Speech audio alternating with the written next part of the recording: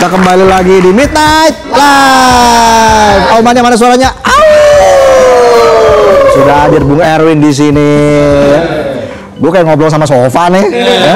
Ini bajunya sama. Oh iya. Bung Erwin apa kabar? Baik, alhamdulillah Reza. Kan udah ditanya tadi. Nggak apa-apa dijawab lagi. Iya. Reza apa kabar? Sehat saya. Kenapa saya lagi yang diundang? Karena ngomongin bola. Kan banyak pengamat yang lebih jago. Ya kalau ngomongin padel ada Davina Karamu ya nanti kita. Jangan ngomongin padel nggak bisa. Nggak bisa ya. Oke, Bung Erwin. Ya. Ini kan kita bicara lagi ya soal sepak bola. Kalangan sepak bola itu banyak yang menyerukan boikot Israel dari ajang Piala Dunia 2026. Nah, menurut Anda apakah FIFA dan UEFA itu benar-benar menerapkan standar ganda dalam kasus Rusia dan Israel? Iya. Karena kan kalau Rusia itu nggak lama setelah mereka invasi ke Ukraina, sanksi itu jatuh. Ya. Mereka langsung nggak boleh main. Waktu itu di playoff Piala Dunia 2022, mereka sudah sampai babak playoff, bukan di babak kualifikasi seperti Israel sekarang. Playoffnya itu waktu itu lawan Polandia. Dan Polandia juga udah nggak mau tanding sama Rusia. Setelah itu nggak lama langsung di skorsing sampai sekarang. Ya. Jadi kenapa kalau Israel bisa sampai selama ini gitu ya, dengan tindakan yang kurang lebih sama dengan apa yang dilakukan oleh Rusia. Jadi ada standar ganda ketika Israel masih dibiarkan gitu, nggak mendapatkan hukuman apapun. Bukan cuma di FIFA sebetulnya kan, di komite Olimpiade kan juga nggak mendapatkan hukuman apa-apa gitu ya. Betul. Jadi Rusia juga di Olimpiade dihukum gitu ya. Jadi bukan cuma di FIFA aja gitu. Tapi juga di make-up lainnya gitu. FIFA lainnya itu. Lain dong. Jadi belum masuk sponsor. Habis ini masuk. Jadi memang ada standar yang nggak sama dilakukan oleh FIFA terhadap Israel dan Rusia. Nah, jika FIFA tidak konsisten, ini kan akan mempengaruhi kredibilitas dan juga citra dari FIFA itu sendiri. Pasti. Jadi sekarang aja kan sudah banyak yang mungkin belum terlalu ekstrim ya, nggak seperti Polandia yang nggak mau tanding gitu ya. Tapi negara-negara yang berada satu grup dengan Israel itu kan sudah menyuarakan penolakan. Di pertandingan terakhir waktu lawan Italia kan juga panas kan ya. Ketika Israel ketemu sama Italia, pemain-pemain Italia juga terpancing emosinya gitu ya. Saya nggak tahu apakah itu ada hubungannya dengan kasus ini atau enggak gitu. Tapi yang jelas pertandingan itu nggak berjalan dengan normal gitu ya kalau menurut saya. Apakah dengan banyaknya desakan publik terhadap penolakan terhadap Israel ini bisa akhirnya membuat FIFA menjatuhkan sanksi kepada Israel? Belum tentu. Kenapa tuh? Ya sekarang kenyataannya sanksi itu belum juga ini kan, belum juga turun kan? Ya, meskipun serius banget ya, ngantuk nih badannya. Ini kan udah disetting biar nggak ngantuk. Iya. Itu diganjel korek matanya. Lanjut lagi. Jadi belum tentu. Kalau menurut saya dengan gelagat seperti ini belum tentu dan belum ada negara yang secara terang untuk menolak bertanding lawan Israel gitu. Kecuali kalau misalnya sudah ada kasus seperti Polandia yang nggak mau main lawan Rusia di playoff. Iya. Nah, seharusnya seperti apa dunia sepak bola bersikap ketika nilai kemanusiaan bertabrakan dengan kepentingan politik? Harusnya ya tegas lah ya. Harusnya tegas, apalagi sudah ada contoh bahwa FIFA memberikan sanksi kepada Rusia untuk tidak boleh main sampai sekarang sejak mereka menginvasi Ukraina gitu. Jadi harus tegas. Cuma memang masalahnya kayak Italia juga gitu, mau protes, oke mereka protes, tapi nggak sampai berani untuk menolak main gitu, karena masih kepikiran kalau misalnya nggak main lawan Israel 3 kali bisa-bisa nggak lolos ke Piala Dunia gitu. Jadi masih ada concern seperti itu yang membuat Israel ini masih mendapatkan panggung gitu. Tapi kalau kita lihat ini kenapa sih FIFA tuh kayaknya dulu begitu cepat menjatuhkan sanksi kepada Rusia, tapi lamban banget nih soal Israel. Jadi gini, Sampai kaget saya. Pindah ini pindah. Tadi ada di sini. Bahaya nih. Tadi ada pindah dia. Wah, sofanya nggak bener nih. Nah, iya. Sri Mulat lama-lama nih. Nggak lama-lama, udah dari lama emang. Oh, iya. Lama-lama mah Spiderman ya. Lama-lama. Lama-lama itu. Oh iya. Masih Spiderman juga deh. Lanjut, jadi gimana tadi? Jadi pertanyaannya apa? Jadi lupa nih. Apa yang membuat FIFA terkesan lambat dalam bukan terkesan sih, memang lambat ya, dan nggak tegas karena kalau menurut saya sekutu dari Israel ini lebih banyak, jauh lebih banyak dibandingkan dengan Rusia. Sekutu yang berpengaruh, sekutu yang terutama negara-negara Barat gitu.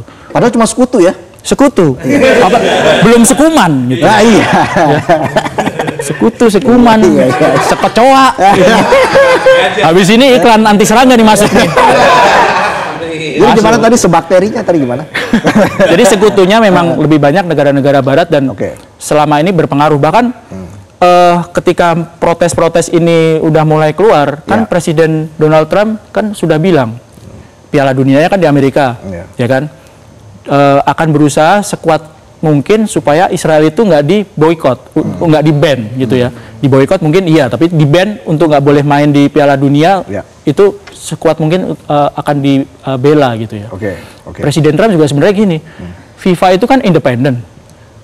Pemerintah ngurusin sepak bolanya negara sendiri aja nggak boleh, lah ini mau ngurusin negara Israel ya kan? Kan nggak masuk akal sebetulnya pernyataannya itu gitu. Oke. Kita bicara soal timnas Indonesia sekarang. Yang sedang berjuang begitu ya, akan main di babak 4 kualifikasi Piala Dunia. Patrick Kluivert sudah memilih 28 pemain untuk lawan Arab Saudi dan juga Irak. Nah, apa yang menjadi alasan utama Patrick Kluivert memanggil beberapa nama kejutan seperti Mauro Zylstra, lalu juga ada Stefano Lillipali kembali masuk ke timnas Indonesia begitu. Anda melihatnya apa alasan dari Patrick Kluivert? Jadi gini, nungguin ya.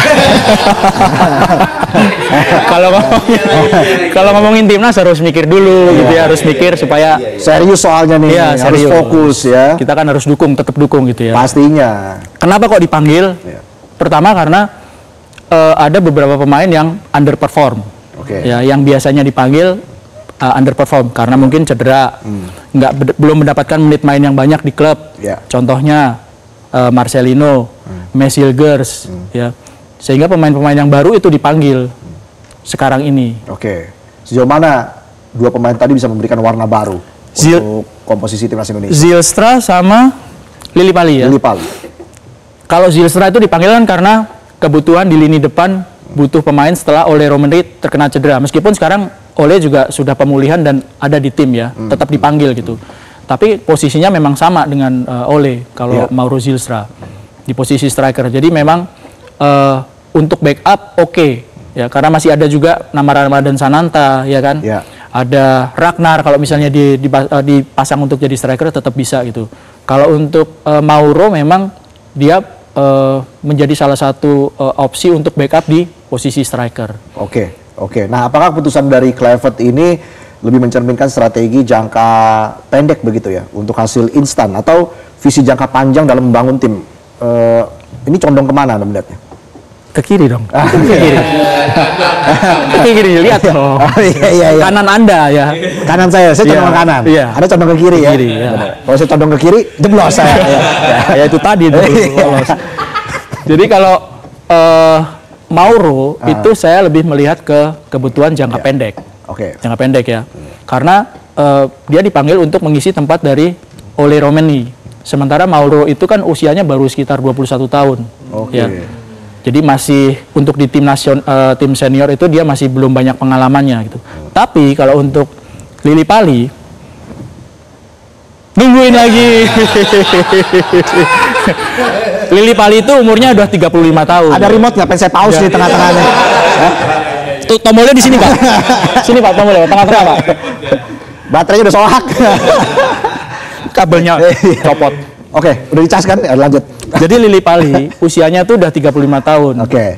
Kalau pertanyaannya apakah ini jangka pendek atau jangka panjang? Ya untuk jangka panjang dia kurang cocok dengan usianya seperti itu. Tapi untuk kebutuhan jangka pendek masuk karena memang ada beberapa pos yang mungkin bisa diisi oleh dia ataupun dia sebagai starter ataupun sebagai backup. Oke.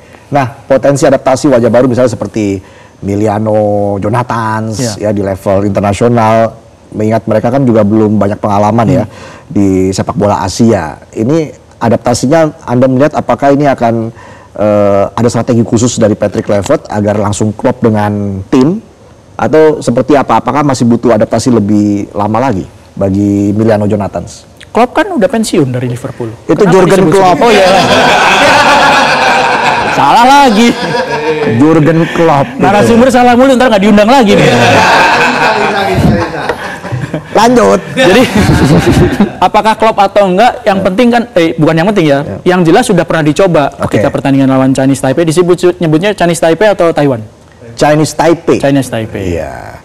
Waktu Chinese Taipei udah dicoba, dipanggil dan dicoba. Waktu lawan Lebanon juga sudah dipanggil dan dicoba gitu ya, di satu paket itu. Klopp atau enggak? Saya pikir masih belum terlalu ya. Karena waktu di pertandingan, 2 pertandingan itu ya Indonesia oke lawan Chinese Taipei menang, tapi lawan Lebanon masih kurang ya, masih kurang. Kurang. Iya, kurang. Jadi kurang. Wah, ini banget sih, gak gaul banget. Kurang. Aku mas jawab lagi. Dicengin mulu. Jadi gimana tadi? Jadi belum terlalu klop lah ya kalau dilihat dari 2 pertandingan itu, dan ini kan pertandingan nanti di round 4 ini kan hanya sekali main gitu ya, nggak ada home and away, mainnya hanya sekali lawan Arab, lawan Irak. Sangat penting, dan lawannya juga bukan lawan seperti Chinese Taipei atau Lebanon. Kualitasnya menurut saya jauh di atas mereka. Jadi agak riskan kalau misalnya langsung main jadi starter gitu ya, karena ada pemain-pemain yang lebih berpengalaman dan sudah lebih dulu bermain bersama gitu dibandingkan dengan Emiliano atau Mauro. Jadi peluang lawan Arab dan Irak gimana nih menurut Bung Erwin? Iya, bola itu kan bundar ya. Iyalah, kalau kotak susah. Kalau kotak dadu. Kalau dadu kita nggak main bola. Ular tangga ntar. Atau monopoli. Dikocok dulu. Jadi bola bundar, peluang tetap ada. Lawan Arab, lawan Irak, peluang tetap ada. Tapi berat. Kita harus jujur berat. Iya, karena pertama mainnya di Arab, ya kan. Orang Arab tinggi-tinggi lagi. Kaki panjang-panjang. Iya. Itu kan kelebihan mereka gitu kan. Betul. Jangan mikirin mana-mana ya, jangan mikirin mana-mana lo ya. Iya. Kakinya panjang-panjang. Stop sampai situ. Iyalah. Masa mau lanjut lagi? Saya lanjutin nih. Jarinya juga panjang-panjang. Iya. Gua nggak ikut-ikut dia. Kan kipernya kan. Gua kasih umpan lambung aja. Reza yang sundul. Nah, main bola atas berarti ya. Terus, oke, Indonesia pernah menang lawan Arab 2-0, tapi kan di Jakarta. Waktu main di Arab kan imbang 1-1. Mereka improve. Terus Ole Romani sebagai target man yang selama ini menjadi tumpuan terutama di lini depan, dan kelihatan kan waktu lawan Lebanon susah sekali cetak gol. Dia juga baru selesai cedera, operasi lagi waktu itu. Bukan zebra ya, operasi kaki. Gitu ya. Ada aja ya. Bingung gua nanyanya gimana. Habis operasi, pemulihan belum tentu juga bisa langsung fit gitu ya. Apalagi kalau ngelihat lawannya Arab dan Irak sama-sama berat gitu. Jadi kalau belum fit nggak bisa proper test ya? Belum. Kalau fit cocoknya memang proper, fit and proper test. Iya itu maksudnya. Jadi belum cocok, harus fit dulu baru bisa proper. Ngomong apa? Nah, apakah publik harus melihat keputusan dari seorang Patrick Kluivert ini sebagai langkah berani atau sudah dikalkulasikan? Baca dulu Pak lagi, kalau lupa baca lagi Pak. Tadi yang mana ya? Jadi gimana? Saya melihat keputusan itu adalah memang keputusan yang terpaksa diambil gitu ya, karena keadaan membuat keputusan itu terpaksa diambil gitu. Ya orang pemainnya cedera gitu ya. Ole Romani selama ini kan jadi tumpuan cedera ya, nggak ada pilihan lain. Pemain-pemain seperti Mes nggak dapat menit main di klub, belum dapat ya. Marcelino itu juga akan riskan kalau dipanggil. Jadi memang jalan terbaik atau jalan yang pantas untuk ditempuh ya memanggil pemain seperti Lili Pali yang di klub juga sekarang dia 7 kali main jadi starter, kan? kayak Mark Klok 6 kali menjadi starter gitu. Itu kan yang sempat ditanyain sama netizen, kenapa sih kok mereka yang dipanggil gitu? Iya. Ya mereka mendapatkan menit bermain yang banyak kok di klub. Betul. Itu yang dibutuhkan gitu. Kita lihat aja nanti seperti apa ramuan strategi dari Patrick Kluivert ya dalam menghadapi Arab Saudi dan Irak ini. Semoga timnas Indonesia bisa menunjukkan performa yang terbaik, penampilan yang maksimal, agar kita bisa meraih kemenangan melawan Arab Saudi dan juga Irak. Betul. Walaupun peluangnya berat, tapi bola itu bundar. Iya. Karena kalau kotak, dadu. Oke, nanti kita akan lanjut lagi ke segmen selanjutnya ya dengan sejumlah informasi lain. Bung Erwin masih di sini nemenin saya. Bung Erwin mau monolog juga katanya. Mau diceng-cengin doang di sini. Ya udah, kita jeda dulu, kami akan kembali saat lagi, tetaplah di Midnight Live.